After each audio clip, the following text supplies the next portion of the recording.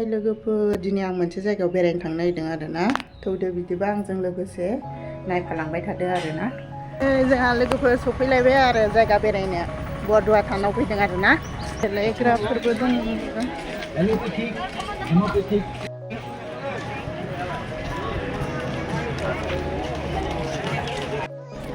धुप साखि लाबाय नै जलायनो थांनोसै आरो सफैबाय श्री शंकरदेवनि जोनोम जायगा आरो बेयो ना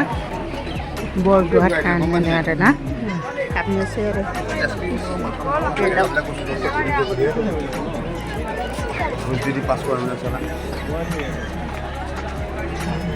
हाबलांनोबाय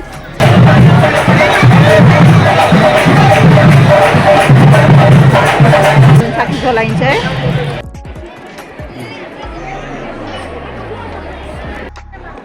शंकरदेवनि दिनावनो बोले बे सिलिखा बिफाङा दंमोन आरो दासिमबो थैयाखै आरोना ओइ नै बिफाङा बेसेबांबा गिदिरखा आरो नैहाय खुलुमदों आरो फुजारिनि खाथियाव जोंबो खुलुमसै बेवहाय लोगोफोर बे हेमन्त बिश्वकर्मा फैदों आरोना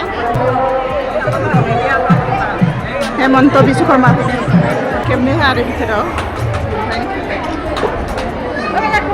मानसि बिराद भिड़खा लोगोफोर नै नामघरा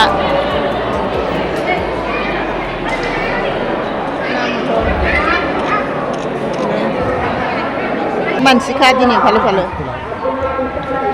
नै हांसोफ्राबो आरोना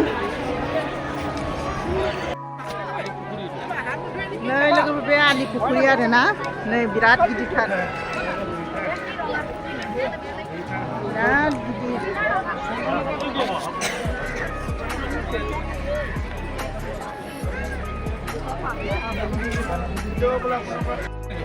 खुसि फिथा जादों नै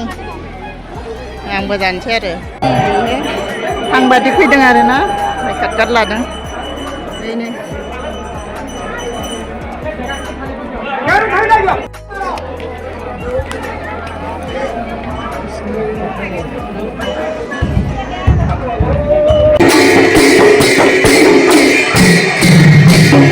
आखुवा लानानै ओंखारबोबायनो आखुवा लाजोबबाय नांजोबबाय थिं सेन्देल दखान दखानानो दखान आरोना बेरायबाबो बेरायख'नो हाया श्री कृष्ण दल बिथिं थांलायनोसै आरो जों ना नायनो थाबायलांलायबाय सौफैलायबाय नै श्री दल मन्दिर तुरन सौफैलायबाय आरो जोङो ना नायलांनोसै नै रेबिट जागासिनो दं मन्दिराव हाबहैनोसै आङो मन्दिरानो समायनाथार लोगोफोर नाय नै मन्दिराव गाखोलांनोसै आरोना मन्दिराव गाखोलांलायनोसै ओंखारो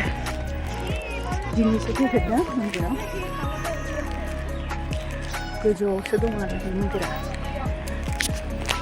मन्दिरा बेनो आरो गाखोलांबाय थानोसै लोगोफोर मेंना फैनानै जानोसै रुटि जानोसै आरोना गोथावनो जाथारसै जानो ओंखारबाय आरो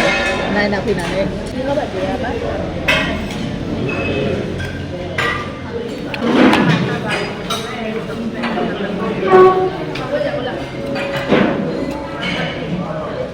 भिडिअखौ नायनानै मोजां मोनो नालाय कमेन्ट खालामनानै होबानो जाबाय